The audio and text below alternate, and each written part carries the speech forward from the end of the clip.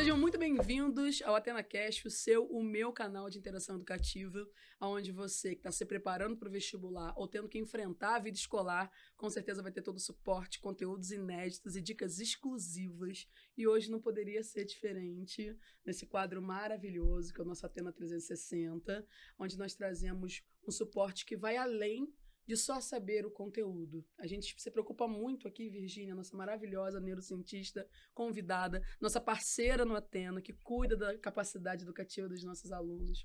A gente se preocupa muito e esse quadro ele vai existir para que a gente não só reflita, mas execute, coloque em prática aquilo que realmente está fazendo a diferença na aprovação e no sucesso acadêmico dos alunos, que é a performance.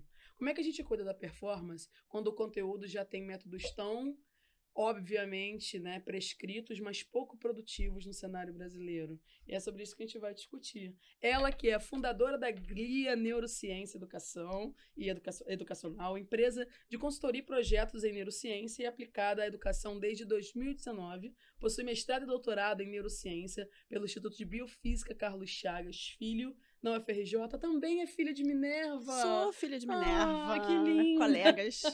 Tendo atuado por 9 anos na área acadêmica, lecionou em cursos de graduação, pós-graduação e de formação básica, e há mais de 10 anos. E hoje cuida da cabecinha performática dos nossos alunos. E claro que no Atena, eu acredito que deveria ser em todos os lugares que lidam com pessoas. A neurociência deveria e deve ter um lugar presente para que a gente aprenda a se aprender melhor, né? A olhar como a gente aprende, o que a gente quer e a direcionar melhor o nosso tempo, a nossa cabeça e o nosso socioemocional. E aí, claro que eu quero muito saber de tudo que a gente possa falar nesse momento sobre como a neurociência hoje pode melhorar a capacidade de aprovação dos alunos. E aí vamos começar onde dói, né? Se estuda muito, se tem pouco tempo. Como é que a gente tem um tempo de qualidade? E eu acredito que se comece, né, no início do nosso dia, que é o sono. Como é que o sono hoje, Virgínia, efetivamente, com toda a sua experiência, pode começar a melhorar um dia que ainda nem começou? Pois é, Tice. Primeiramente, eu queria agradecer pela oportunidade de estar aqui, não só de estar aqui para falar desses assuntos que são importantes e que a gente vai abordar aqui, mas também para parabenizar o trabalho que vocês fazem. Não vou ocupar o tempo da nossa conversa com isso, mas é, na verdade, pioneiro. Acho que o primeiro curso que eu tenho conhecimento de que aplica neurociência realmente, de que tem uma preocupação verdadeira de trazer esse olhar para o aluno, né, um olhar mais humanizado.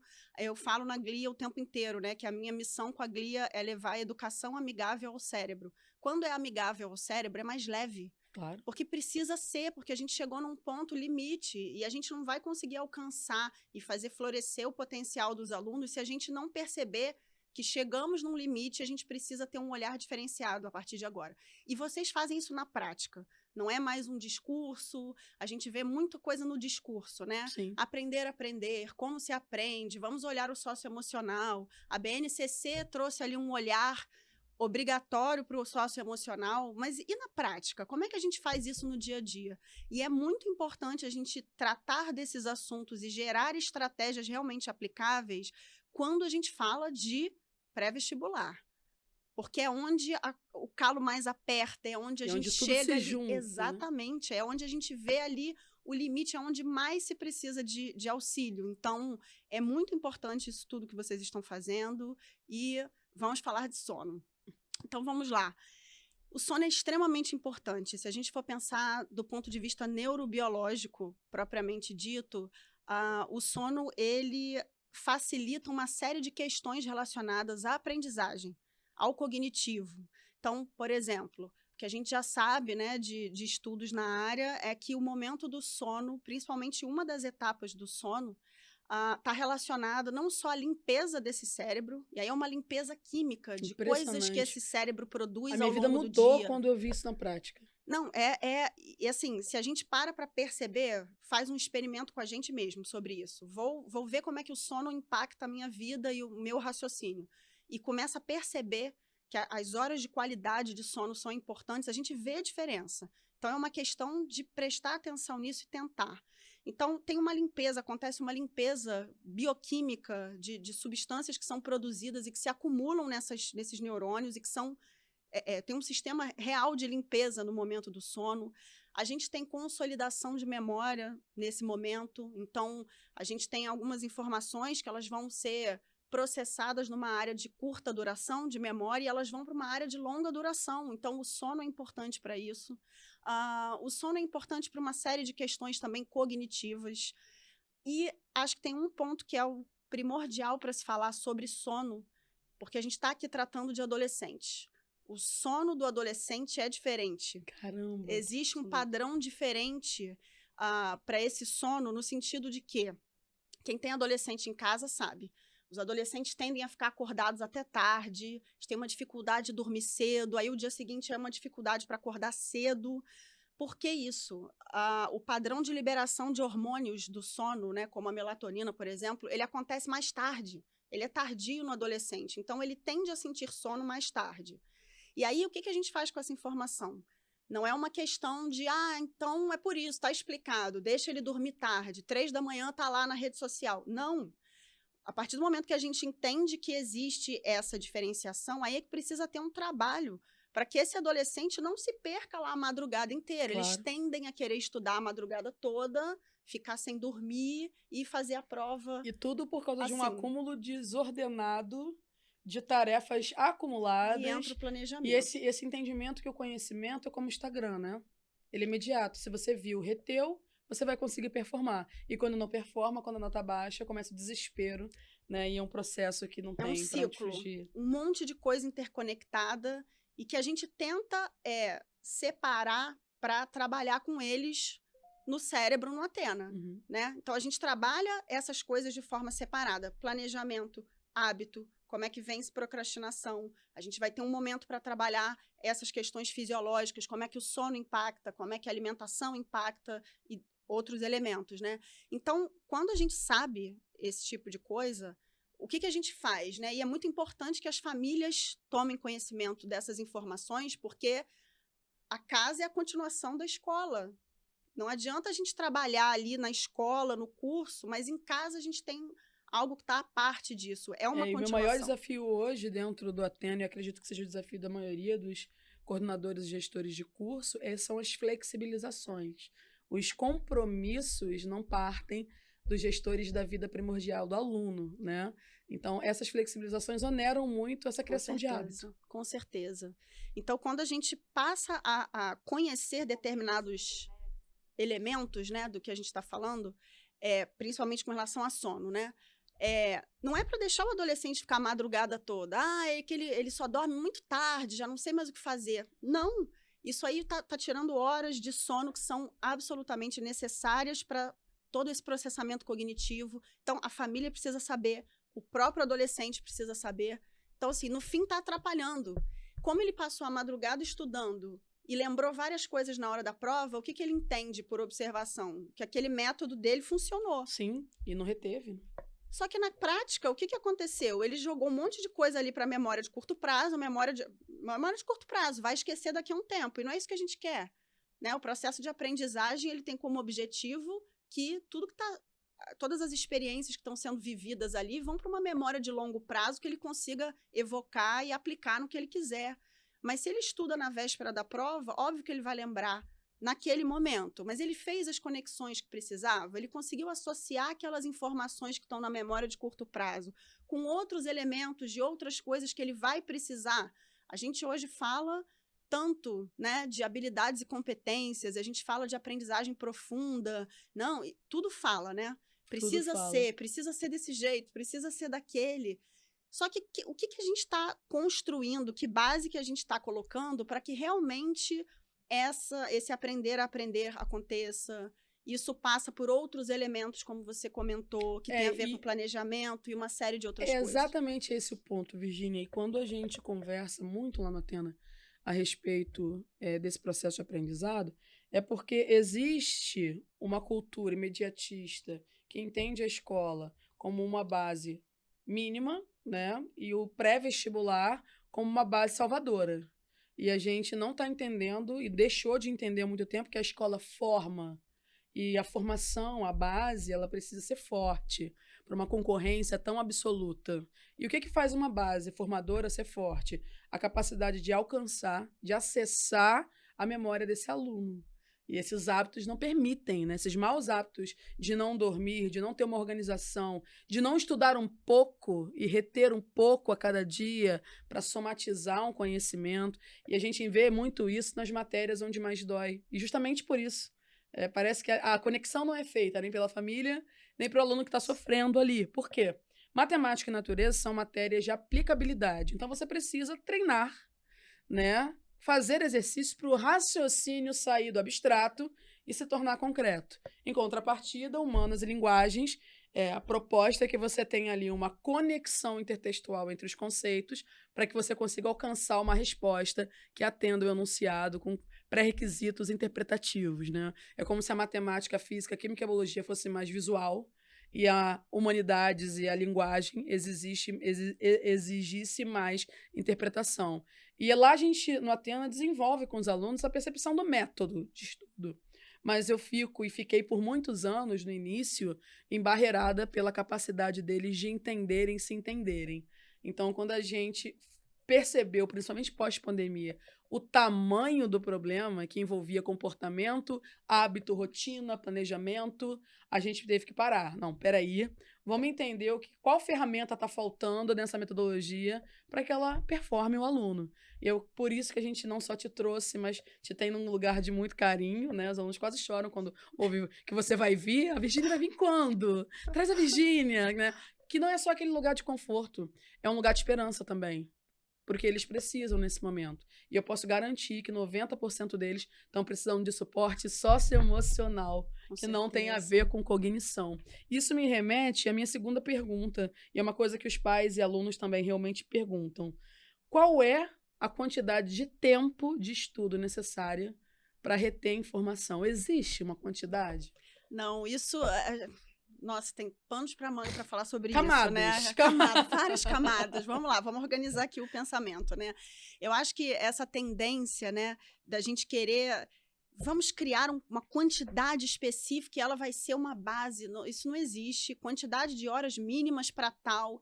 Cada um tem um cérebro com vivências diferentes e as vivências de cada um criam repertórios que impactam a maneira como se aprende.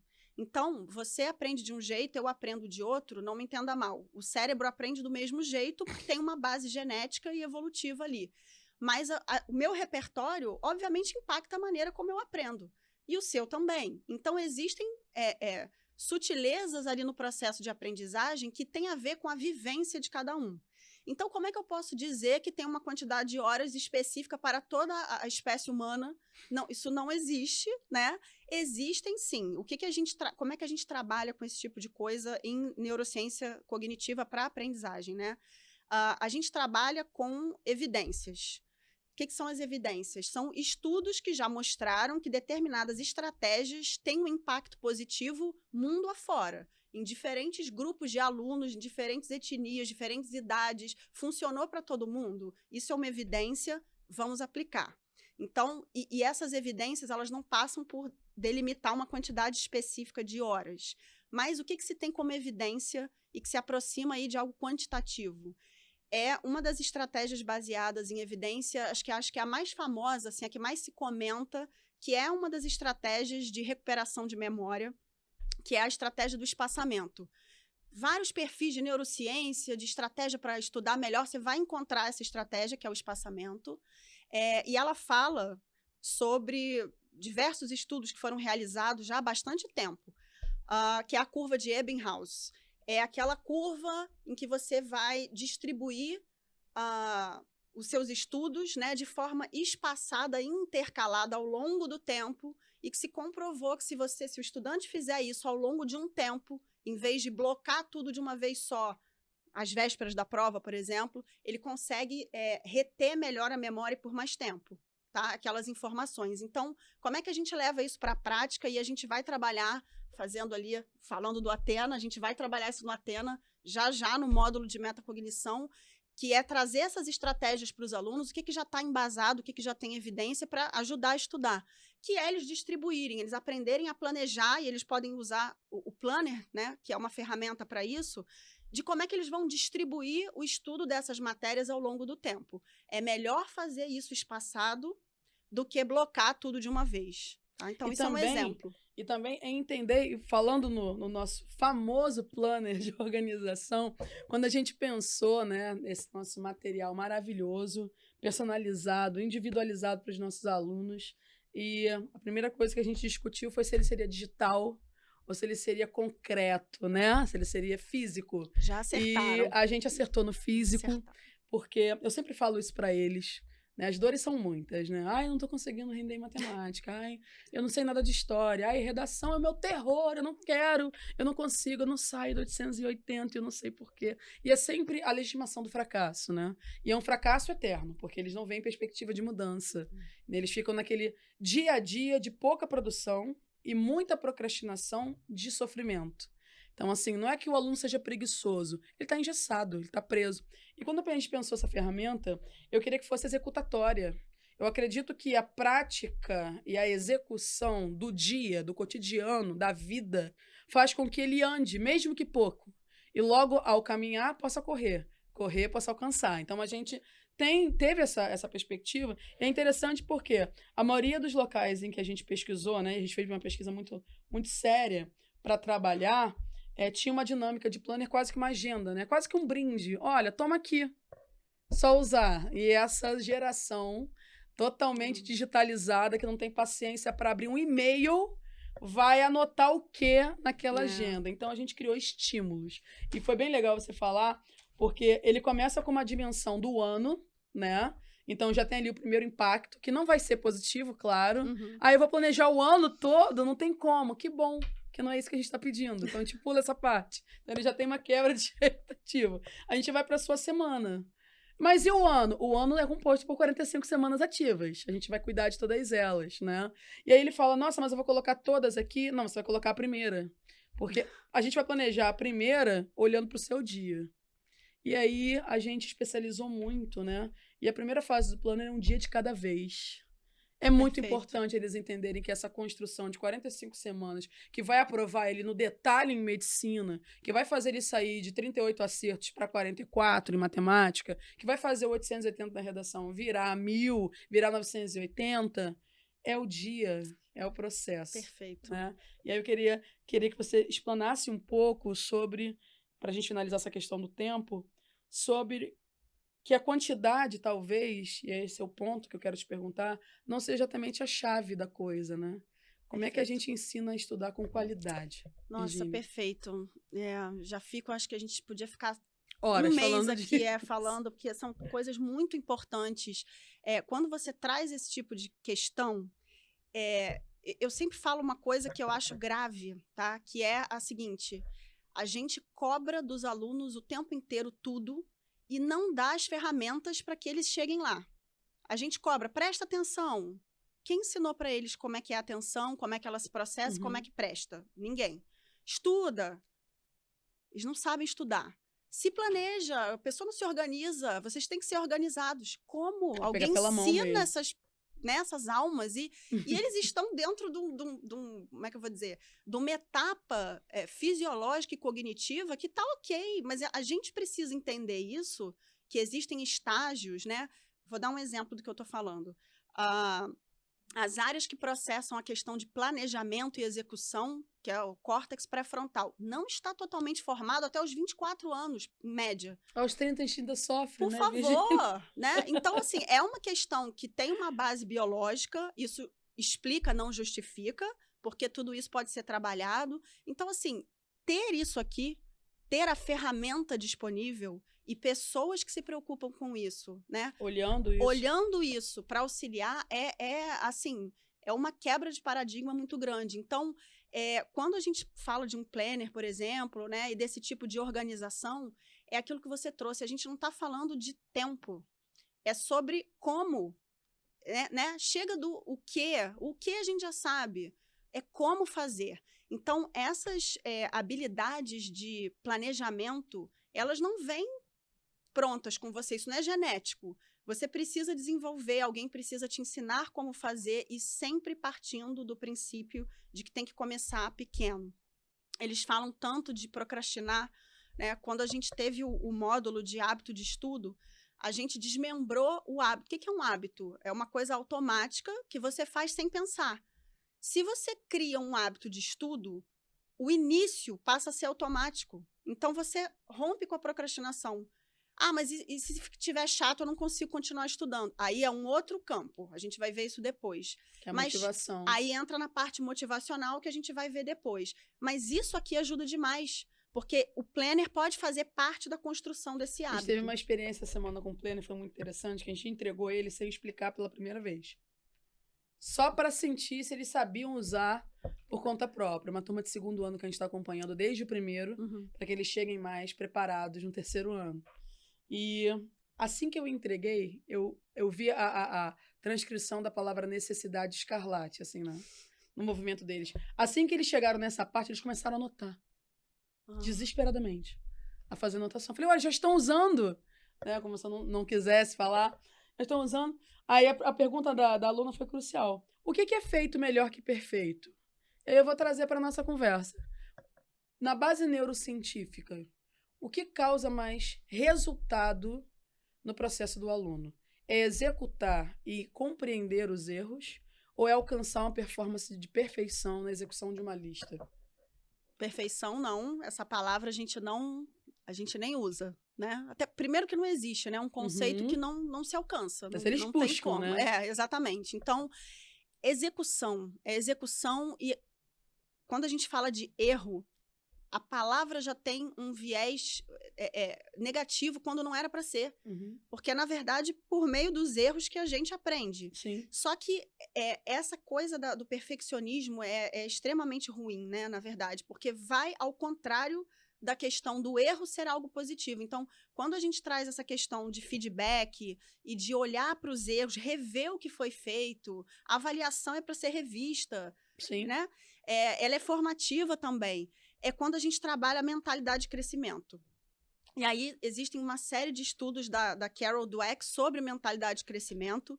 E, até fazendo um adendo aqui, quando vocês virem o livro da Carol Dweck, A Nova Psicologia do Sucesso, Mentalidade de Crescimento, que parece um nome de livro de autoajuda, e eu já vi o livro ser bombardeado na internet. Nossa, que loucura. Falei, gente, pelo amor de Deus, são anos e anos de estudo seríssimo da pesquisadora, né, da psicóloga. É o imediatismo que a gente está falando aqui. Nossa, argumentos sem fundamento. Totalmente, é um autoleitura preconceito, cega do tudo processo. isso, né?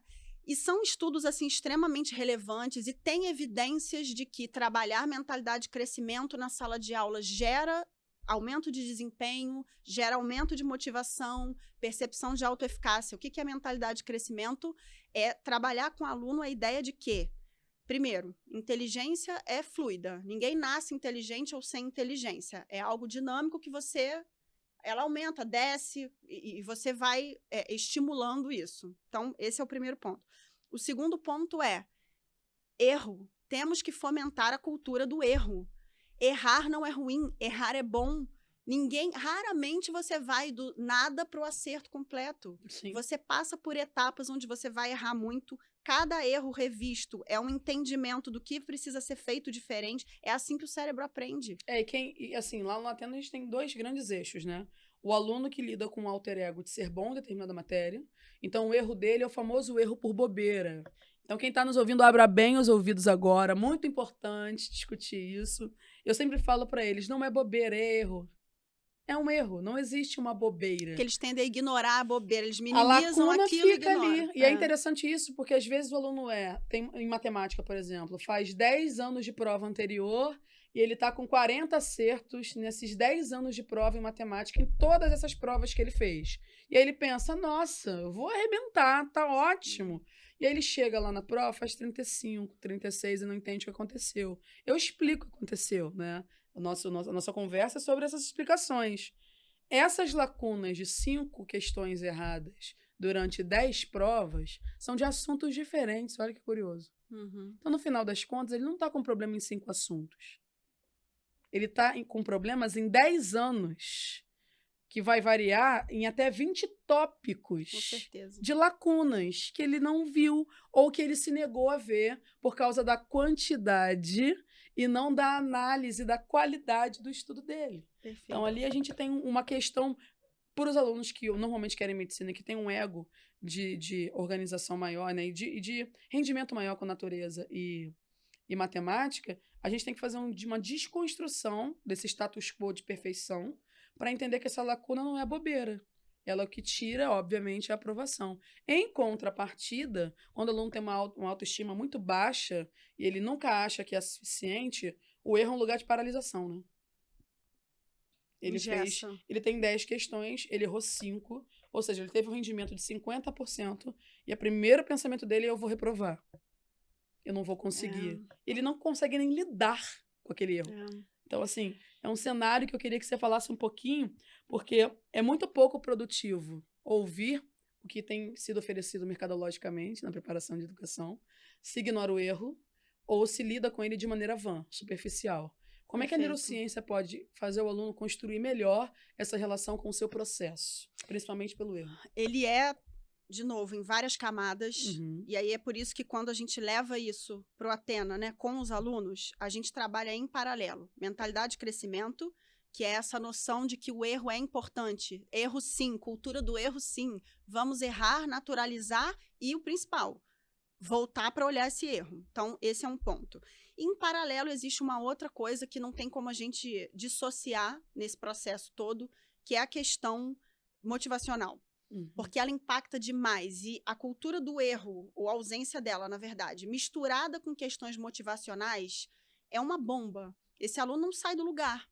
E assim, a vida toda acadêmica. É aquele que vai arrastando aquela baixa motivação, percepção de autoeficácia baixa, e errou, achou ruim. Então, assim, é uma bola de neve que vira uma bomba que vai explodir a qualquer momento, sabe? E isso descamba lá por questões de ansiedade e o aluno não dá conta disso.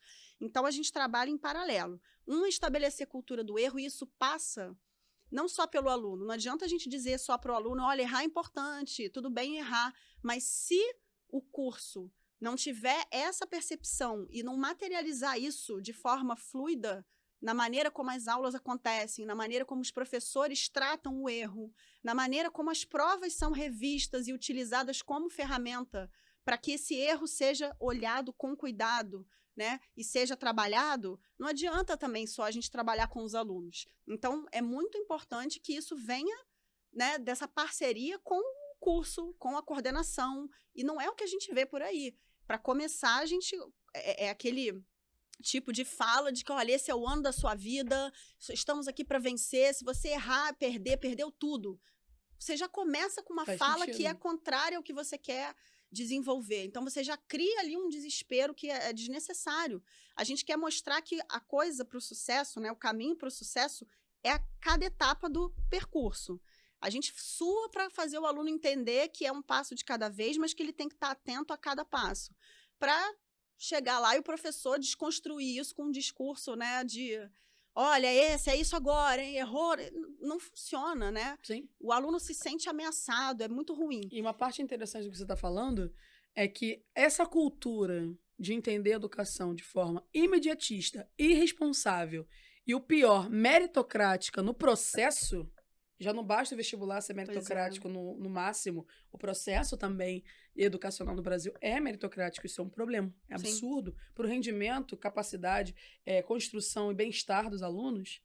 Eu também tive, no início do curso, há 10 anos atrás, uma dificuldade enorme com os professores para se entenderem não como, né, detentores do saber inalcançáveis, né, para melhorar esse alcance, para montar a equipe maravilhosa que eu tenho hoje, de acessibilidade, de ter uma curadoria sensível, de entender que quando o aluno levanta a mão e pergunta, é porque ele realmente precisa, senão ele não estaria se expondo ali, né, na sua fragilidade. E que quando há uma pergunta, há uma fragilidade. Então, eu, como detentora do conhecimento e a pessoa mais madura na sala, pelo menos é o que se espera, não posso ter uma postura de: como você não sabe isso? Ah, mas isso é o básico. Nossa, mas matemática financeira cai tanto, você ainda não dominou isso no ensino médio? Professores de todo o Brasil, a galera não está dominando. Há várias questões que impedem esse aluno dentro de uma sala com 40 alunos, né, de entender melhor, de maneira mais direta, né? E isso é um convite também a gente refletir, quanto educadores, qual é o nosso verdadeiro papel dentro de sala de aula. Que eu acredito né, e eu aplico muito isso para os meus professores, é o lugar da excelência. Não é da perfeição. O que é a excelência? Um professor que ensina, mas que educa. Porque ele é educador também. Com certeza. Então, hoje, no seu trabalho, dentro da sua experiência, você encontra, para além dos alunos, uma resistência também dos professores em performar esse projeto? Com certeza. E até porque é uma construção que vem de muito tempo. Então, quando a gente lida com comportamento, mudança de comportamento não é uma coisa rápida. E a gente tem uma série de vieses sociais, inúmeros, né, para que aquele comportamento seja mantido, né? É o status quo que você mencionou. Quando a gente vem com uma coisa, olha, é para ser de uma outra forma, esse olhar tem que ser diferente, com certeza a gente encontra resistência, até porque gasta muita energia modificar comportamentos, né? Passa por uma questão de você se entender como é. Essa forma não funciona mais e tudo bem, isso não é um problema, né? Eu não sou um professor ruim por estar executando um formato que talvez pudesse ser diferente, porque todo mundo avança, né? E a época avança, a maneira como as pessoas aprendem avança. Então, assim, é normal que o professor caminhe junto, né? Sim. Então, assim, sim, há resistência. Eu acho que essa resistência, ela vem num movimento bem lento de quebra, quando a neurociência justamente vem trazendo elementos para mostrar que, olha, o caminho pode ser um pouquinho mais para o lado, não é bem por aí, mas é um processo lento, viu, Tícia? É um processo lento, até porque quando a gente fala de neurociência, a ideia inicial que as pessoas têm ainda é uma neurociência cognitiva, como memorizar, como não sei o quê, focada no exercício ali, né? Focado muito na memorização e só no cognitivo, que são, obviamente, importantes. Mas ninguém enxerga ainda, ou a grande maioria não enxerga a neurociência como uma ciência que vem trazer os outros elementos, que são emoção, motivação, atenção e todos esses outros aspectos que não são dissociáveis da aprendizagem. Então, de repente, tudo isso entrou na sala de aula, sabe? Então, acho que ainda temos um caminho aí. Principalmente pós-pandemia, tudo isso ficou necessário ao mesmo aflorou tempo. Tudo ao mesmo tempo. Eu acredito que é por aí que moram as nossas dores hoje, os nossos desafios. E falando, né, de que a neurociência, e por isso a importância dela para o curso, para mim, para você, para todos nós. Muito bom te ter sempre. Tô adorando, de verdade. Estamos juntos. E a gente pensou também, nessa conversa, já que a gente está falando muito do papel da neurociência na cognição e no processo de construção de autoavaliação, a neurociência ela não só flerta com esse processo de bem-estar. E o que você analisa da atividade física atrelada a uma boa gestão do tempo, que é o que a gente está discutindo, atrelada à boa percepção de análise das suas necessidades. Se o aluno se autoanalisa, como a gente falou, se o professor é um lugar de conforto, se a sala de aula está fazendo sentido, não só por uma boa noite de sono, mas também para controle da ansiedade e dessa autorregulação emocional, os exercícios físicos realmente fazem diferença? Fazem. Então, é outra evidência. Então, existem inúmeros estudos na área correlacionando prática de exercício físico com melhora cognitiva, com aumento das áreas relacionadas à memória no cérebro, processamento de memória. Caramba! Sim. Outra coisa, e o aspecto que eu acho que é o mais visível em curto prazo, que é a relação de exercício físico com a questão do gerenciamento de estresse e ansiedade. Esse é o mais fácil de ver, né? É altíssimo. Você consegue ver logo depois que acaba o exercício, né? Se ele durou um tempo mínimo necessário, você sente ali aquele bem-estar. Tem um aspecto anti-inflamatório imenso do pós-exercício que acomete o corpo inteiro. É uma onda anti-inflamatória que é muito interessante, porque às vezes, Tícia, a gente tem umas questões que são físicas e aquilo passa o dia incomodando a gente. Sim. Pequenas coisinhas, uma dorzinha de cabeça, uma cabeça meio pesada, uma sensação de mal-estar, que a gente ignora, porque não é nada muito gritante, mas que aquilo acumula ao longo de um dia e você está sempre se sentindo mal, pesa, né? O exercício físico, ele dá uma limpada nessa sensação. Então, até para esse aluno, de repente, se ele tem um horário que seja mais flexível, que ele consiga fazer um exercício antes, né? Ou que ele consiga fazer antes de estudar em casa, aquilo dá uma limpeza, né, real, mental e física, que é muito importante. Então, o que a gente costuma ver em escola? Terceira série, tira educação física. Tira educação física, tira artes, tira música, tira todas essas outras questões que são absolutamente importantes. Tira a arte, tira a música. Você tirou. Entrega um aluno fabricado, né? Total. Não, e não é funcional. Eu entendo que precisa ter uma carga horária alta, né, para suprir a quantidade de conteúdo, mas quando você trabalha artes, você está trabalhando o pensamento criativo, você está trabalhando ali conexões para outros eventos que são importantes. E capacidade também de conforto emocional, né, o mínimo. Exato. Você tira exercício físico, não preciso nem dizer. Você tira a música. Gente, a música é pensamento matemático. No final, parece que não tem a ver, mas tudo tem a ver. O cérebro associa todas essas... São conexões, na verdade, né? Se a gente for um pouquinho mais reducionista, são conexões e você não tem limite para essas conexões. Eu posso, sim, conectar alguma coisa musical com alguma coisa matemática. A conexão é total, na verdade, né? Isso tudo tem a ver com criatividade, o próprio ócio, que hoje em dia a gente fala essa palavra, as pessoas até arrepiam, porque tem também um viés negativo, é excelente. Já foi provado recentemente que quando você dá uma pausa mental, por menor que seja, sim, seu cérebro não está parado. Pelo contrário, o que eles mostraram no estudo é que a atividade que você acabou de executar está sendo processada 20 vezes mais rápido, repetidas vezes, para você... Se você distribui isso e pausa, né? É isso. As pausas são absolutamente essenciais. Então, quando os alunos ficam nervosos de não estarem estudando no fim de semana, mas isso tem que ser planejado. Claro, né? óbvio. Ele tem que estar ciente de que aquele momento que ele escolheu, e aí ele tem que delimitar quanto tempo ele vai ficar em pausa, senão a pausa dura o fim de semana todo, né? Sim. Mas quanto tempo que eu vou pausar? Eu vou pausar 2 horas no meu sábado, ou vou pausar 3, ou então a minha manhã de sábado é só minha, eu não vou fazer nada, não vou estudar. Viva essa manhã da melhor forma possível, sem culpa. Seu cérebro está lá feliz trabalhando. É o momento em que ele vai sair da atenção focada, porque o excesso de foco o tempo inteiro também não é bom. Ele vai ampliar e vai começar a conectar tudo que aprendeu. Conecta aqui, conecta ali. Aí vem as ideias. Caramba, não tinha pensado nisso. É quando, sabe, quando vem aqueles insights, é o momento de pausa. É quando você está no banho, é quando você desligou a cabeça, que o cérebro está fazendo as conexões do que foi aprendido. Geram também, o que a gente fala, o que você fala muito, né, que é a recompensa. Né, que é fundamental para que o ser humano tenha a famigerada motivação que tem faltado tantas vezes.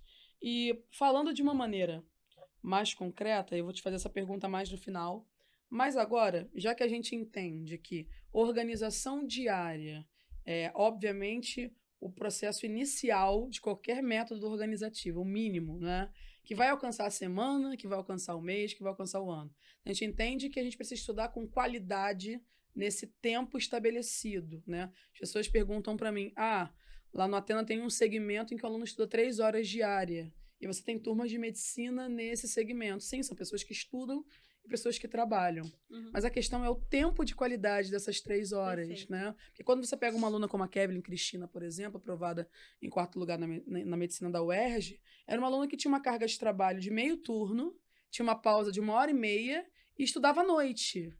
Então, qual é o método que a gente executou? É claro que não é um método expositivo do conteúdo, é um método ativo de execução de exercícios focado no gap. Mas existia todo um trabalho feito no sábado com a Kevin para que ela conseguisse suprir as dúvidas, as necessidades e trabalhar de maneira mais assertiva.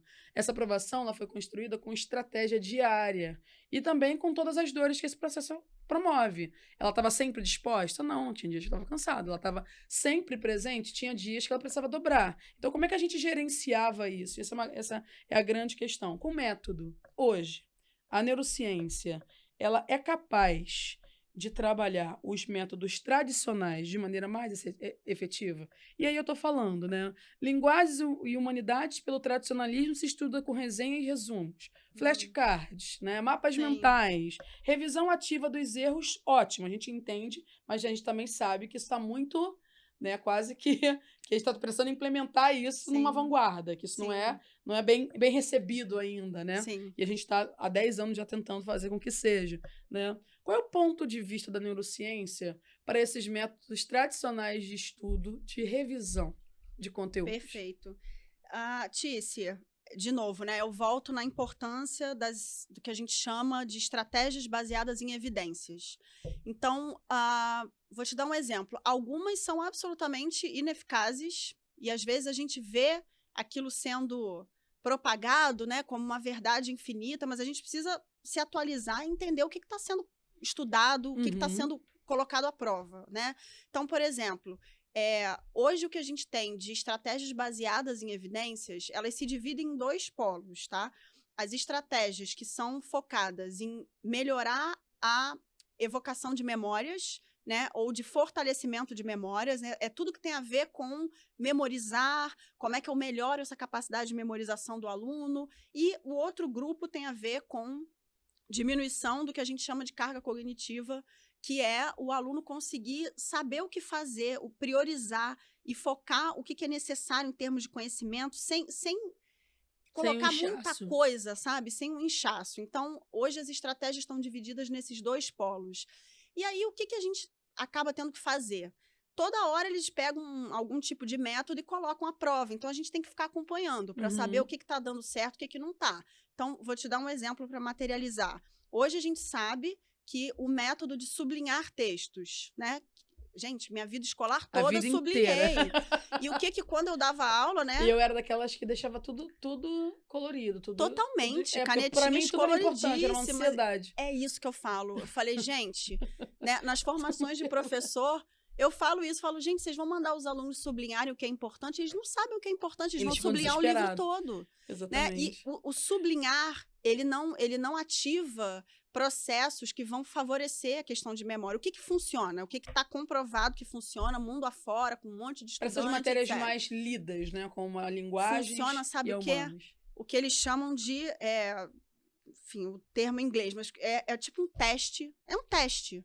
Que pode ou não ter, valer nota, mas testagem funciona. Que vou fazer perguntas e eu vou tentar responder com o mínimo de estímulo básico possível. Isso é um teste. Ano passado, um aluno trouxe um método próprio que a gente implementou e deu muito certo. Era um aluno que fazia uma escola integral, né, aqui no Rio de Janeiro, que é o Santo Agostinho, e ele vinha do Santo Agostinho para uma preparação de treino de 3 horas. Que a grande pergunta que a gente se faz é, esse aluno que estuda vai se preparar que horas para o vestibular? Ou pior, como? Sim. Né? Ele vai ficar em casa sozinho, vendo várias videoaulas aleatórias, sem método, vai render? Então, a gente criou um ambiente de treino que dura 3 horas diárias, para que eles possam treinar e executar a performance deles. E, obviamente, tentar, já naquelas 3 horas, absorver. Então, o objetivo inicial, né, desse programa é fazer com que eles sejam direcionados e tenham um lugar de conforto. Porque lidar com tudo isso sozinho, mas as demandas escolares, seria impossível. E esse aluno me trouxe uma proposta que era o seguinte. A gente tinha combinado topicalizar os conteúdos da aula do colégio, porque ele estava reclamando que não tinha tanta profundidade. Ele esquecia rápido e ele não tinha tempo de revisitar tudo nos momentos pré-prova dele. E aí ele trouxe uma execução que eu falei o seguinte: toma esses flashcards, você vai topicalizar 5 minutos após a cada aula o que vier à sua cabeça de maneira mais efetiva. Ótimo, e ele transformou isso, foi maravilhoso, porque ele falou, Tice, eu não usei os flashcards, eu fiquei extremamente chateada. Na hora eu falei, nossa, não acredito, Poxa. mas como é que a gente vai revisar? A gente tinha combinado?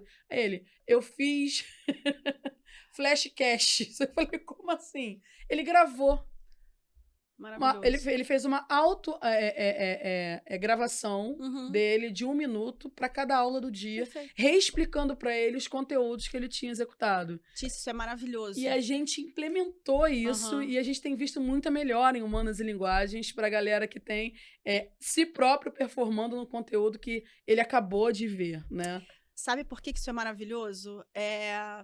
Primeiro, sublinhar e reler textos são menos eficazes do que você ativamente evocar memórias. Exato. Então, quando ele faz isso, de se explicar gravando um áudio, ele está forçando super o cérebro dele de pegar, né? E ele foi num nível além. Porque não só ele está relembrando os tópicos, como ele está encadeando, porque para ele gravar um áudio é uma fala fluida. Sim. Ele não está falando frases. Então, ele está fazendo algo num nível ainda além.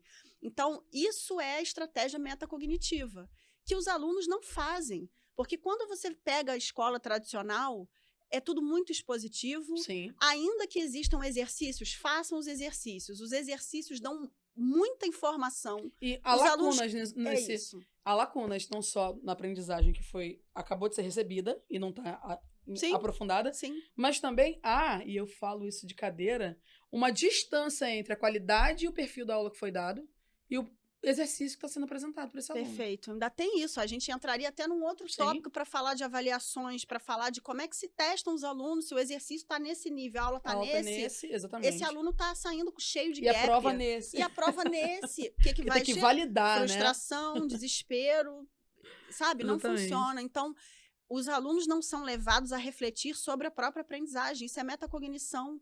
Então, eles têm, sim, no momento em que eles fazem um exercício, eles não saem depois do exercício com a seguinte pergunta: eu realmente entendi o que estava ali? Se eu tivesse que explicar para alguém agora, eu conseguiria? Isso são estratégias metacognitivas que, uma vez eu fiz um projeto para uma escola, e isso, obviamente, vai estar no Athena. Eu criei fichas de metacognição para alunos de várias séries. Olha, quando acabarem de realizar os exercícios, passem essas fichas para os alunos. Sempre. Sim. Não é uma vez na vida. Sempre. É sempre. É fazer o aluno refletir sobre o processo que acabou de acontecer. Porque o aluno acaba o exercício, fecha o livro e segue. Vai para outra coisa, né? Exato. Mas ele não refletiu. Eu entendi mesmo? E também aquele momento de exercício vira só um cumprimento de tabela, né? É isso. E ele não performa. E não é só isso. Essa semana, uma aluna que sempre teve performance muito boa em física apresentou uma nota muito baixa no último teste dela. Ela chegou muito chateada. Ela falou, ela transitou do fundamental para o ensino médio. Uhum. E na cabeça dela, essa aluna brilhante que ela era no fundamental, com menos conteúdo no espaço de tempo, ia performar igualzinho. E não vai, né? Ela falou, nossa, eu nunca tirei uma nota menor que 8 num teste meu, um lugar de dor, o ego, né? Sim. Ferido, dolorido. E eu falei assim, como é que você estudou para essa prova de física? Ela falou assim, eu fiz isso sempre, eu fiz muitos exercícios. Mas as questões que cobradas, e o professor solicitou isso previamente, eram discursivas. Você estudou montando as etapas do seu pensamento, como foi solicitado no enunciado? Não. Então, assim, era uma outra cognição de performance da matéria que ela não dominava. Infelizmente, também não foi ensinada. Né? Então, só foi cobrada. É isso. Então, assim, esse lugar de performance que a neurociência traz, e esses métodos, né? Revisão ativa, resumo, resenha crítica, fichamento, os mapas mentais, as meninas adoram, né? Desenvolver, os meninos também, porque fica mais dinâmico. Eles têm, obviamente, o seu valor, e a gente entende isso pela tradicionalidade, mas o que a gente discute aqui no Athena é como e para quem esses métodos vão servir. Porque o método ele tem que estar, obviamente, aplicável e, obviamente, acessível para aquele indivíduo que está aplicando. Então, existem muitos, né? Porque é uma pergunta muito recorrente, mas a gente avalia a identidade educacional do aluno para que a gente consiga acessar. É perfeito. E ainda tem um outro ponto, Tícia. O que a gente vê muito por aí é lista de métodos excelentes, né? Mapa mental, não sei o quê. Vira um combo de coisas. Assim, até para você oferecer as ferramentas, tem um fator individual, né? Então, vou dar um exemplo. Se o aluno se acostumou a si próprio, né? A vida toda estudar, lendo ou escrevendo, tal. Talvez se você der um podcast para ele ou um áudio, ele não vai fluir muito bem. É uma questão de costume. Isso não tem a ver com estilo de aprendizagem, que isso não existe, tá?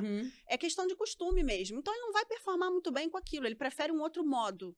Não, então, a gente tem que levar em consideração isso também. Não adianta oferecer uma lista de coisas. Gente, faz aí um mapa mental, que vai ser bom para todo mundo e que vai ser ok para todo mundo. Eu acho que esse caráter de personalizar e de ter esses atendimentos que vocês fazem no Athena, eu acho que isso é primordial. Porque cada aluno é um. O que funciona para um não funciona para o outro. E ainda que exista um método base, dá para fazer ajustes quando a gente conhece o aluno. Sim. Quando a gente ouve a dor dele e entende que aqui é super fácil, a gente ajusta desse jeito, vê se fica melhor para você dessa forma. Mas mantendo a base, que é a base que a gente entende que é o que vai fazer funcionar. E com pequenos ajustes, mas precisa conhecer o aluno. Como é que a gente quer fomentar excelência se a gente não conhece quem a gente está ajudando? Não Faz todo funciona. sentido. E pra gente finalizar esse papo maravilhoso, se deixar, a gente fica aqui até amanhã Com falando certeza. disso. É maravilhoso. A neurociência hoje, a minha última pergunta para você. E as estratégias tradicionais que a gente sempre conhece, mas que a gente não quer refutar, porque elas são tradicionais pelo mau uso. Elas foram mal executadas. Sim. A gente quer mudar isso. A neurociência hoje, dentro do Atena Educação, focada em alta performance, né, nesse aluno que precisa ser e performar com tantas habilidades que ele não domina. E tanto fora do Atena, em qualquer lugar, hoje. Quais são as bases reais que a neurociência traz, para além do que as pessoas acham a respeito dela? Perfeito. Para um alcance de performance, né? Uhum. Eu acho que são as bases da aprendizagem mesmo. Vamos manter simples, né? E quais são as bases da aprendizagem? São 5. Atenção, motivação, emoção, sistemas sensoriais e sistemas motores. É o básico, no final é o ser humano, é o corpo humano. Mas o que eu acho interessante é que esses 5 fatores, eles são um universo. E normalmente quando a gente pensa em educação, a educação está olhando ali para 1, 2 coisas desses 5, sabe?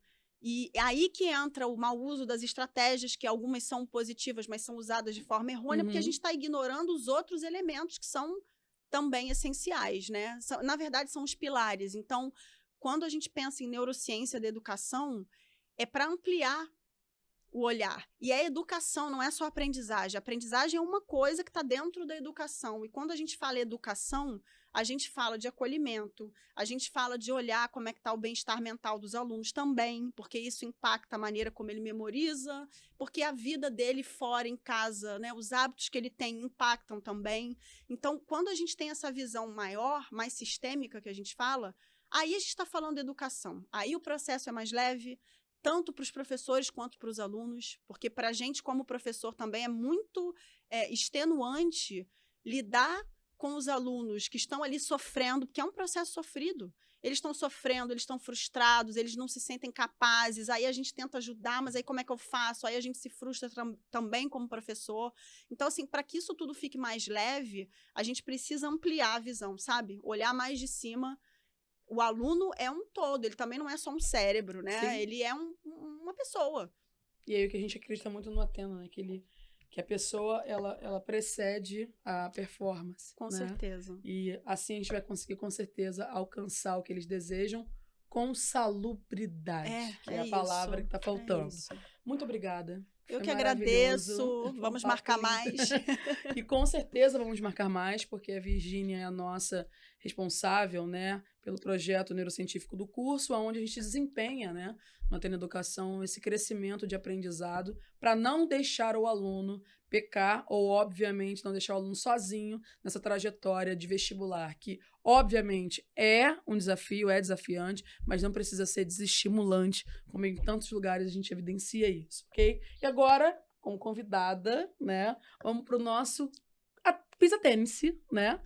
Vamos saber um pouquinho mais sobre a sua perspectiva, sobre a sua relação com a sua profissão, que obviamente não só dentro do Atena traz tanto zelo, carinho para o nosso aluno, para os nossos alunos, e claro, agora também vai poder externar isso aqui pelas suas dicas para o nosso público-alvo, tá? E para tanta gente. Virgínia, qual é a sua maior inspiração ou influência na área que você atua? Nossa, é difícil. São tantas, São né? muitas e eu fiquei tentando, vou falar aqui, fiquei tentando achar uma que fosse uma mulher e que representasse isso, até porque eu sigo o caminho, né? Sim. Sendo mulher, numa área que... Seguimos, hoje não, né? seguimos. Hoje não, hoje tem bastante mulher na neurociência, mas durante muito tempo foi predominantemente masculina, né? Então, não é a principal, mas eu acho que contribui, que eu acho que é a Carol Dweck e os estudos que ela trouxe de mentalidade de crescimento, que modificaram minha vida, assim. Quando eu Leiam, por favor. Leiam, é extremamente interessante. Não é assim, eu não tenho nem problema com autoajuda, sabe? Sim, também não tenho nenhum problema, mas se as pessoas julgam que é autoajuda, eu acho talvez que leitura ajude. agrega e essa resistência contra a autoajuda já é uma fragilidade enorme. Não sei por quê, enorme. eu também acho. Bom, se você pudesse voltar no tempo e dar um conselho a si mesma, no início da sua carreira, qual seria? Nossa, me lembra a terapia, já vou chorar. Olha, se eu pudesse, acho que confie mais em você. Confie mais em você. Eu acredito que para muitas pessoas que têm hábito de entrevistar nos podcasts, tão obviamente tão recorrentes nas redes sociais, seja esse sentimento que eu estou sentindo quando eu estou fazendo essas perguntas, vocês falam, eu me vejo tanto, fico com vontade de chorar. Não, mas essa pergunta é tensa, Porque né? não teve uma resposta agora que eu não tenha me visto. Eu acho que esse é o objetivo maior desse momento, a gente poder levar para as pessoas o que a gente acredita de verdade. Com certeza. É muito bom ter essa interação. Se você estivesse fazendo o que faz hoje, não estivesse fazendo o que faz hoje, qual seria a outra carreira que você teria seguido? Ai, que medo. Bombeiro, gente. não sei. Qual? Não, porque bombeiro. a gente já teve até goleiro aqui, jogador de futebol. Gente, eu ia estar dançando muito. Mas muito, assim. Eu fui professora de dança uma época por hobby, tá? Então, se falou ali, fiz uma conexão, eu estaria dançando horrores. Pela vida. Se você pudesse ter uma habilidade ou superpoder, qual escolheria e por quê? E as pessoas sempre pensam coisas evoluídas e coisas já relacionadas teve muita coisa à mente aqui já, né? e tal. Fofoca, né? controle da mente. Não, tipo, eu queria voar. Eu queria somente voar, assim, só. Só isso. Nada mais profundo, não. A mobilidade urbana e agradecer, assim, um carro a menos. Eu queria voar, só isso. Ótimo. Me perguntaram uma vez, né, fazendo isso, o que eu escolheria, né? E eu escolheria deixar o mundo em silêncio quando eu quisesse. Ah, muito bom. Eu penso nisso o tempo todo, mas acho que é mal de professor, né? Que é, como diria na Bahia, aquela zoada o tempo todo, você... Sabe o que é isso? Cansaço sensorial. Um dia a gente conversa sobre os tipos de cansaço. Mas esse é um deles. Bom, uma frase que define o que a educação é pra você. Ai, nossa... Não sei se é a que define, mas é a que eu tenho usado como missão, e eu já até mencionei aqui, que é a de que educação tem que ser leve.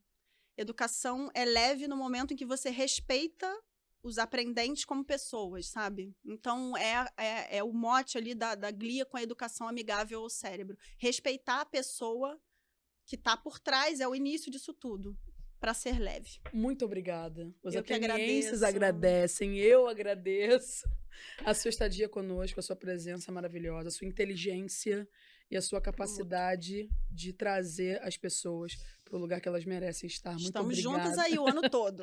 Bom, para você que está acompanhando a gente, ouvindo a gente visualmente, sonoramente, eu preciso sempre lembrar que você pode acompanhar esse quadro e muitos outros conteúdos do AtenaCast nas nossas plataformas digitais. No nosso Instagram, no @AtenaVestibulares, com TH, hein? Não erra não, tá? E claramente no YouTube, no nosso canal. Acompanhe a gente lá, se inscreva para ter cada vez mais uma dedicação especial, exclusiva e personalizada. Um olhar novo para a educação é o Atena. Atene-se!